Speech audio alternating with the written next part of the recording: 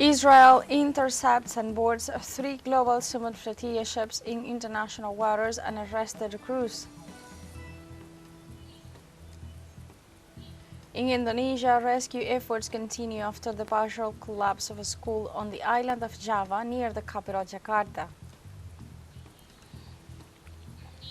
And Argentinian police repressed Wednesday a rally in front of the National Congress whose participants were demanding the respect of their social rights by the government of Javier Milei. Hello and welcome to From the South. I'm Alejandra Garcia from teleSUR Studios in Havana, Cuba. We begin with the news.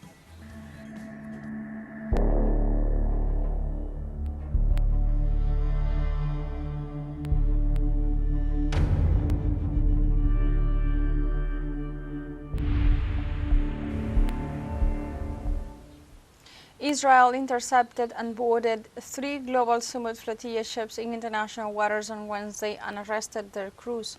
According to the flotilla organizers, the Ma, Sirius and Adara ships were illegally intercepted and boarded by the Israeli occupation forces in international waters. They also informed that the Israeli naval vessels seem to have intentionally damaged the ship's communications in an attempt to block distress signals and stop the live stream of their illegal operation. They also called on governments, world leaders and international institutions to demand the safety and release of all on board. The Global Sumud Flotilla is made up of 52 boats with 500 activists from 44 different countries. In this context, the Global Sumud Flotilla issued a statement to report on the recent aggressions and confirmed that the flotilla continues its goal of reaching Gaza.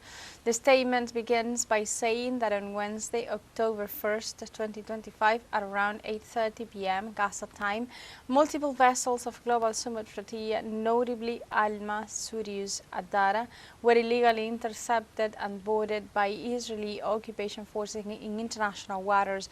Prior to illegally boarding the ships, it appears as though the Israeli naval vessels intentionally damaged ship communications in an attempt to block distress signals and stop the live stream of their illegal boat boarding. In this context, the members of the peaceful mission that seeks to break the Israeli siege stated that they are diligently working to account for all participants and crew and will share updates as soon as we have confirmed information about the status of boats, detentions, injuries and potential casualties. Finally, after calling on the international community to denounce this illegal attack on international waters, they underscored that despite interception of a few vessels, the Global Sumud Flotilla is 70 nautical miles away from the Gaza coastline and will continue undeterred.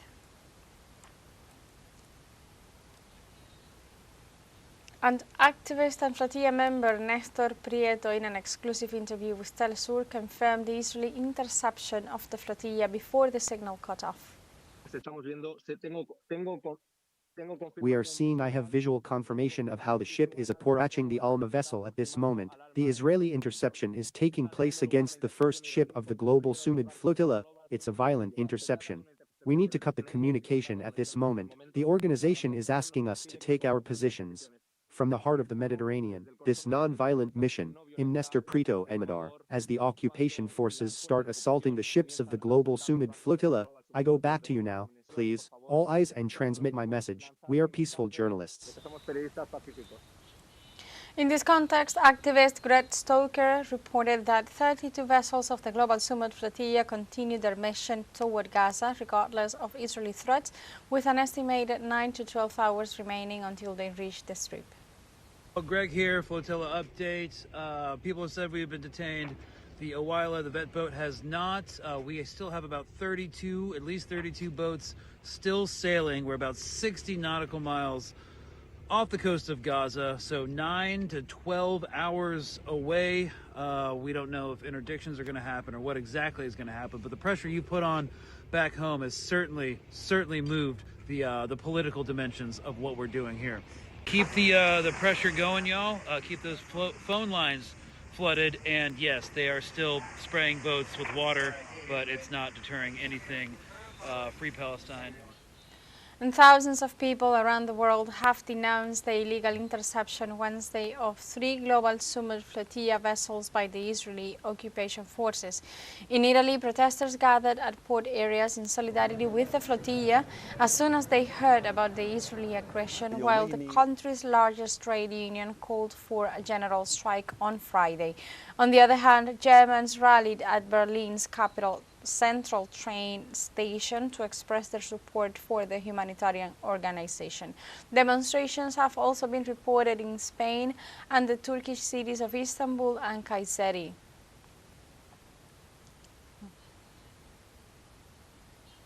In this context, the Bolivarian Republic of Venezuela strongly condemned in a statement the attack perpetrated by the Israeli occupation forces against the Freedom Flotilla that was heading towards Gaza. The communique states the Bolivarian Republic of Venezuela denounces and condemns in the strongest term the cowardly act of piracy committed by the Israeli occupation forces against the Freedom Flotilla on October 1st, 2025. The statement declares, this military attack in international waters exposes once again the criminal nature of the Zionist regime, which attacks a civilian and peaceful mission whose sole purpose was to deliver 5,500 tons of humanitarian aid to a Palestinian people subjected to starvation and extermination. It is miserable and grotesque that those who perpetrate televised ethnic cleansing dare to describe ships loaded with food and hope as a threat to security. It concludes, our unwavering solidarity is with the heroic Palestinian people and with the courageous men and women who, risking their own safety, keep the flame of humanity alive in the face of Nazi-fascist darkness. And Colombian President Gustavo Petro denounced Wednesday the arrest by the Israeli regime of 2 Colombian women who were part of the Global Sumud Flotilla. The Colombian president wrote on social media that if this information is true, Netanyahu has committed a new international crime. 2 Colombian citizens who were engaged in humanitarian activities in solidarity with Palestine have been detained in international waters. The Foreign Ministry must file all the relevant complaints, including in the Israeli courts. I invite international lawyers to join our lawyers in serving Colombia. The free trade agreement with Israel must be terminated immediately. The entire Israeli diplomatic delegation in Colombia must leave. The Presidential Guard Battalion, in accordance with its function, will provide security for the Casa de Nariño. The U.S. has decided to take back the weapons that, according to them, were provided on loan. This must be immediately replaced by Colombian security forces. That was their so-called aid to subjugate the peoples. However, Colombia will help any people who require our collaboration to control the entry of drugs into their country. Hannah Arendt, the philosopher who analyzed totalitarianism, pointed out in the 1950s that the Nazis were still alive. Hitler is alive in world politics. Arendt was right. Hopefully, the people will not be anesthetized.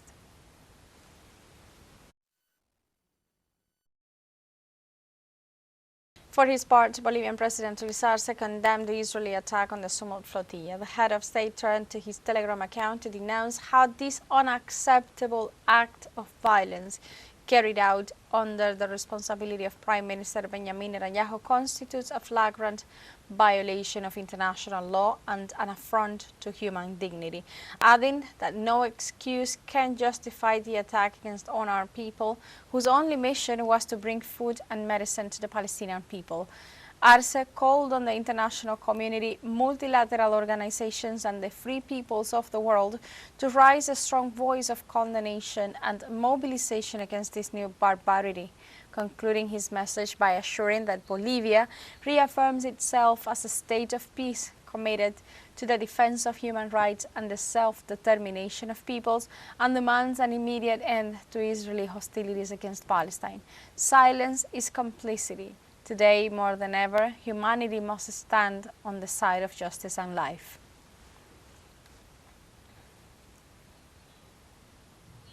And in Palestine, Gaza's health ministry announced on Wednesday the death of 2 people, one of them a child, due to malnutrition and famine in the enclave, bringing the death toll from starvation to 455 amid the ongoing Israeli aid blockade.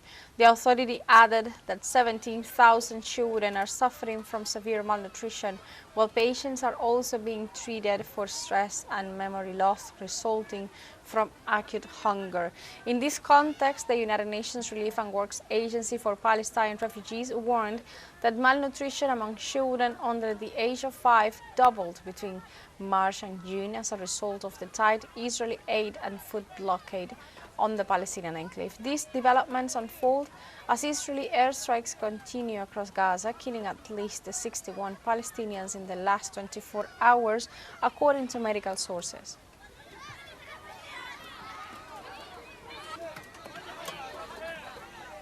And now we have a short break coming up, but first remember you can join us on TikTok at teleSUR English, where you'll find news in different formats, news updates and much more. We'll be right back, don't go away.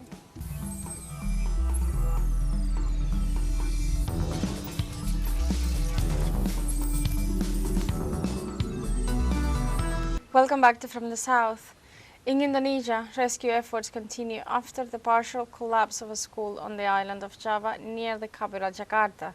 Rescue teams continued the search for at least 91 people who have been trapped under the rubble since the incident occurred on Monday. The National Agency for Disaster Mitigation has reported 4 deaths and 1 survivor rescued in guarded condition. Meanwhile, the agency's director, Mohammed Sijafi, emphasized that they are using all possible means to find the victims alive, such as thermal sensors, drones to locate the victims as the 72-hour so-called golden period for best survival chances near its end.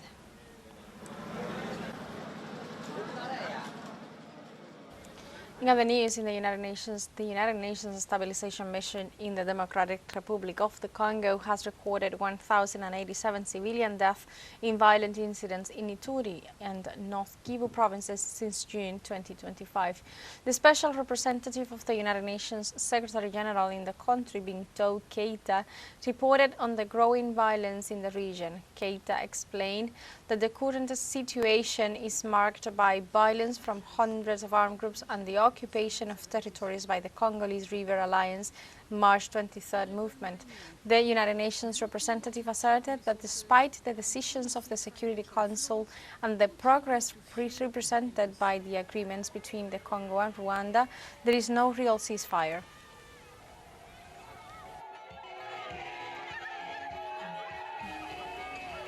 The Democratic Republic of the Congo is still mostly a promise. There are discrepancies between the progress we see on paper and the reality we observe on the ground, which continues to be marred with violence. Peace will not last if the underlying drivers of conflict are not addressed. Illegal mining, looting of natural resources, and illicit financial flows continue to fuel violence. These activities must be stopped. In Morocco, protests demanding improvements to public education and healthcare reached their 4th day of riots and clashes between protesters and security forces. Behind the protest is a youth movement known as Generation C 212, which in a statement on its Facebook page expressed its regret for the riots and vandalism against public and private property. The Moroccan prosecutor's office announced that 37 people will be prosecuted for their participation in the protests, including 34 who were released on bail and whose trial will begin on October 7th. The protest began on September 27th in a context of growing public discontent over social inequality, especially after the news of the death of 8 pregnant women in a public hospital in the city of Agadir.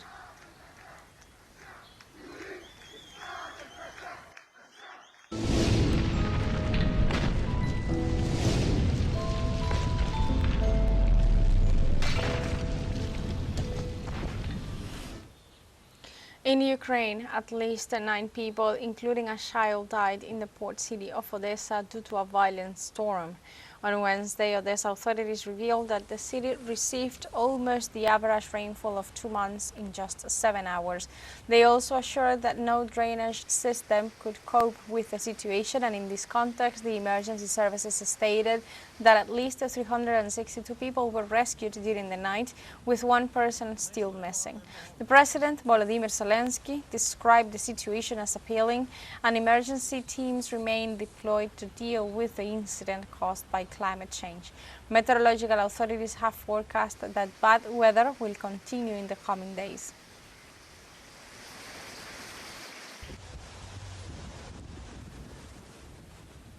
In the Philippines, authorities reported at least 69 dead and 147 injured after the 6.9 magnitude earthquake that struck the Cebu province on Tuesday. The earthquake occurred off the coast of Bogo City, causing power outages and damage to roads, bridges, buildings, schools, and a historic church over 100 years old. In this context, the number of victims and injured is expected to increase as the situation is assessed. Under these circumstances, the authorities have requested the help of volunteer doctors to assist in the rescue efforts, given the possibility of more victims under the rubble. Over 370 aftershocks have hindered search efforts.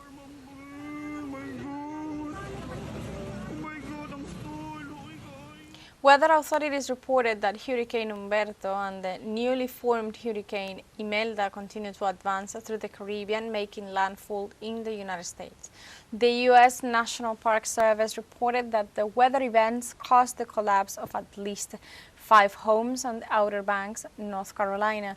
In view of the possibility of further collapses, the agency urged visitors to stay away from the area. Previously, the outlying storms of Hurricane Humberto hit the island of Bermuda, following by what is now Hurricane Imelda as it moves towards the United States.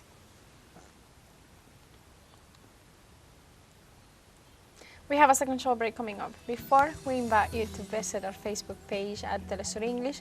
There you'll be able to watch our top stories, special live coverage, and much more. Follow our page and activate the notification button. Don't go away, we'll be right back.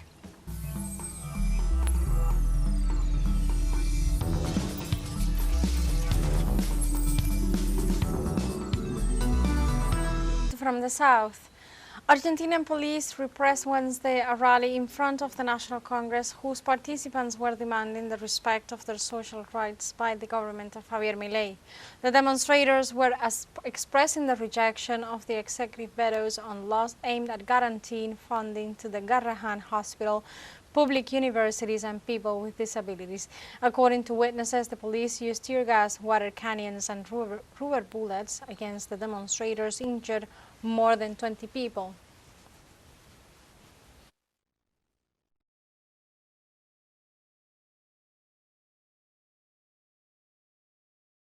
On Tuesday, the Peruvian police arrested the main suspect in the femicide of 3 Argentinian young women on September. The detained 20-year-old Peruvian citizen Tony Valverde, nicknamed Little Jr., allegedly operates a drug trafficking gang in the Zabaleta neighborhood of Buenos Aires. Argentinian authorities have reportedly started the extradition procedures for Valverde, who denied authorship for the triple femicide upon his capture. The murders of Morena Verdi, Brenda del Castillo, and Lara Morena Gutierrez have sparked nationwide outrage in the South American nation, triggering demonstrations over the weekend. 9 people have been detained in relation to the case so far as citizens demand justice for the victims.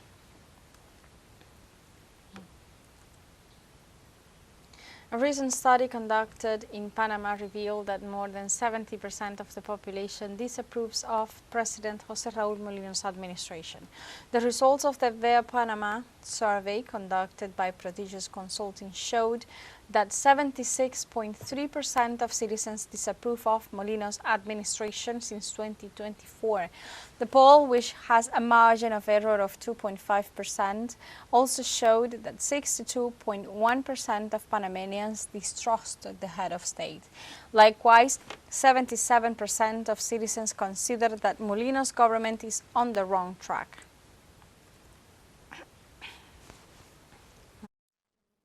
Now we head to Mexico, where President Claudia Sheinbaum, the first woman to hold this position, marks her one-year anniversary in office. Recent polls show that Sheinbaum has a 73% approval rating among Mexicans after 1 year. 66% have a favorable opinion of her leadership, and 58% believe she's doing a good job managing the country's economy. Additionally, 75% of citizens support her social policies.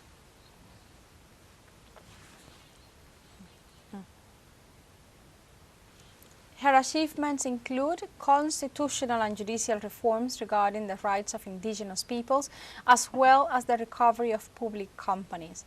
Other notable achievements include reversing the energy reform, rescuing Pemex, reducing international homicides by 32%, deploying more than 130,000 security personnel throughout the country, and implementing comprehensive education reform.